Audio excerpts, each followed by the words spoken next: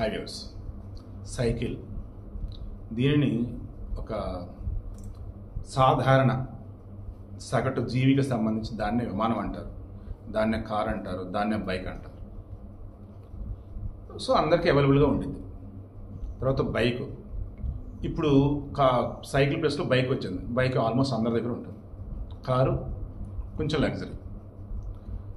విమానం, అబ్బో విమానం ఎక్కాలంటే డబ్బు ఉండాలండి. విమానమైన హెలికాప్టర్ అయినా అది ఎక్కాలంటే డబ్బు ఉండాలి. డబ్బు ఉన్న వాళ్ళకే ఆ విమానాలు, హెలికాప్టర్లు, నో డౌట్ ఇందులో మాత్రం, ఎందుకంటే ఛార్జెస్ ఎక్కువ ఉంటాయి. అయితే ఇప్పుడు విమానమైన హెలికాప్టర్ అయినా ఎక్కాలంటే డబ్బు ఉండాలి, దిగాలంటే మాత్రం భూమి మీద నౌకలు ఉండాలి, ఆయుష్ ఉండాలి అంటున్నారు. కారణం, నిన్న అహ్మదాబాద్లో ఘోర ప్రమాదం గురించి ఇంకా మాట్లాడుకుంటూనే ఉన్నాం.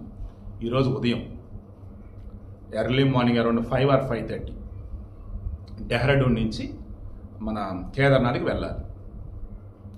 అక్కడ గౌరీకుండ ఏరియాలో, ఫారెస్ట్ ఏరియాలో హెలికాప్టర్ కూలిపోయింది. పైలట్, కో పైలట్ మొత్తం పాపం, పసిపాప ఎవరు అన్నారు, ఇద్దరు ఆడవాళ్ళు ఎవరో, ఫ్లైట్ ఆ చాపర్లో మొత్తం 7 ఉన్నారు. 7 చనిపోయారు. 7 చనిపోయారు పాపం.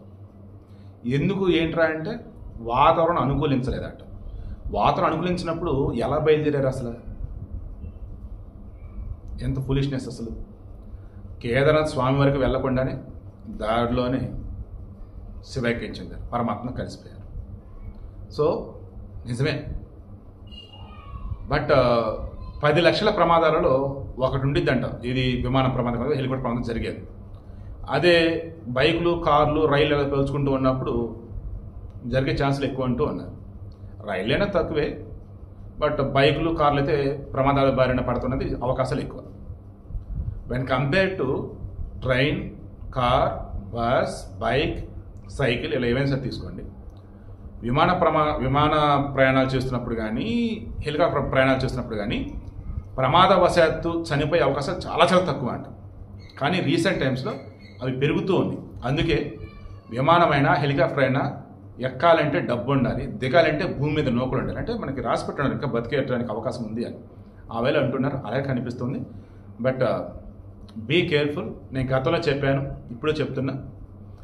ఏదైనా ఒక ప్రయాణం చేయడానికి లాంగ్ జర్నీ అన్నా లేదన్నప్పుడు, ఇదిగో ఇటువంటి ప్రయాణాలు చేస్తున్నప్పుడు, నేను కీడ్ నుంచి మెలుస్తున్నప్పుడు వేరేది కదా, ఓకేనా?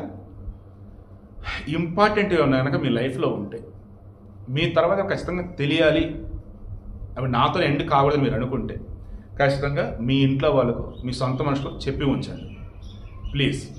అండ్ మరలా చెప్తున్నా, టర్మ్ ఇన్సూరెన్స్ ఖచ్చితంగా చేసి పెట్టుకోండి. లైఫ్ ఇన్సూరెన్స్ ఉంటే ఇంకా మంచిది, ఓకేనా?